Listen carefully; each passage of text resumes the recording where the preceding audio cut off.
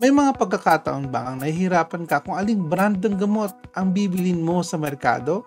Mas epektibo ba to? O ito? Alin kaya ang mas makakatipid ako? Alin kaya ang mas swak sa budget at parehong makakapagpagaling? Alamin muna natin kung aling mga gamot ang aprobado ng Food and Drug Administration. Anumang gamot na aprobado ng ahensya ay siguradong may kalidad at mabisa sa gamutan.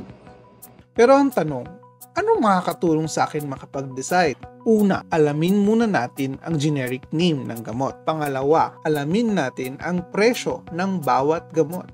Pangatlo, piliin ang gamot na abot kaya ng pamilya. Payo nga ng iyong doktor, sundin ang wastong oras na pag-inom ng gamot. Ang panghuli, tandaan natin, kalusugan, palakasin, generics, tangkilikin.